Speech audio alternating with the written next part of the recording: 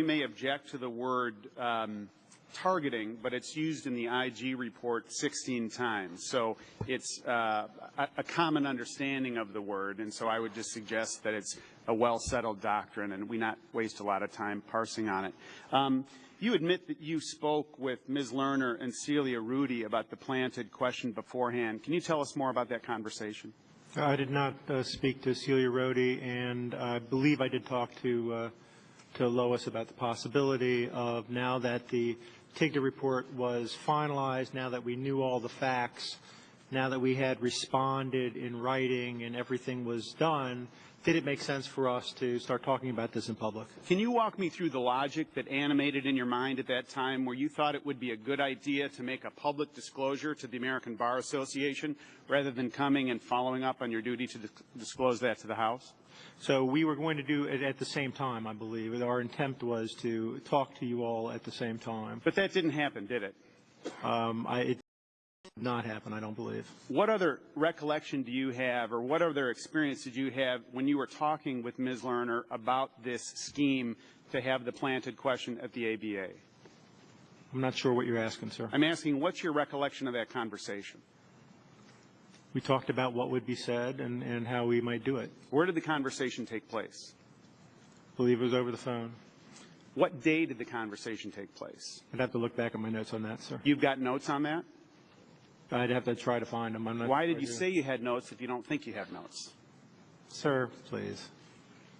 Please. I don't. Please. Do you have notes or don't you have notes? I don't know. Okay. Let's shift gears.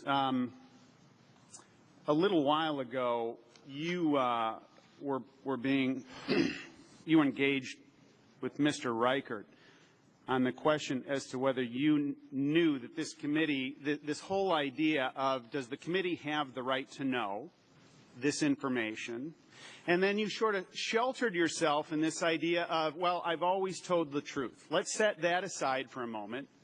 Now, you're a lawyer and I'm a lawyer. You know that in the process of discovery, Mr. Miller, that when you find subsequent information, counsel has a duty to disclose that to the opposite party. There's no Perry Mason moments. There's no gotcha moments. There's no litigious situation where somebody comes in and says, oh, we are just showing up, Your Honor, with this information, and we haven't disclosed it to the other side.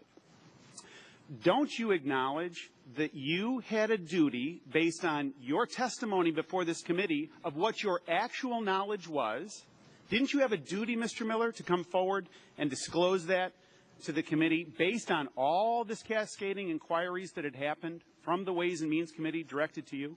So I don't believe so, sir. What was happening was I was in possession of some facts, was not possession of all facts. We had done an internal review to see what we needed to do to get these cases moving because, again, the processing was bad, the listing was bad. Those are two different pieces we were dealing with.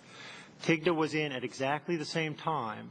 They were getting all the facts. We were going to wait for them to get the facts so that I didn't come in and either mess up their investigation or otherwise give you facts that were not correct, sir. So you weren't concerned about the timing of the TIGTA investigation when you and Ms. Lerner made the decision to move forward and do the planted question. Is that right? It was done. It was done. We had all the facts, and we had made our written response. Right. I understand that. So, in other words, you had the actual information, the totality of the information that you're describing today.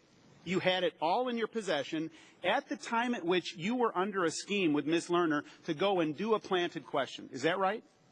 I sort of object to the term scheme. We had the information. We were reaching out to the committee. An understanding, a written or not written down contemplated play, a manipulation, call it what you will. You had all of the information. Isn't that right? We were reaching out to the committee at the same time. Well, what form did that outreach take? We called to try to get on the calendar. You called to try and get on the calendar. Is that all you got? It's the truth. Okay. You know, I find it incredibly ironic. You know, on the one hand, you're arguing today that the IRS is not corrupt. But the subtext of that is you're saying, look, we're just incompetent. And I think it is a perilous pathway to go down. There's sort of this notion that hasn't been satisfactorily answered, and that is, if the targeting wasn't based on philosophy, how come only conservatives got snagged? They didn't, sir. Organizations from all walks and all persuasions were pulled in. That's shown by the fact that only 70 of the 300 organizations were Tea Party organizations of the ones that were looked by TIGTA. All right. But your testimony is in contradiction to the IG testimony. I yield All right. back. Time has expired. Mr. Thompson's recognized.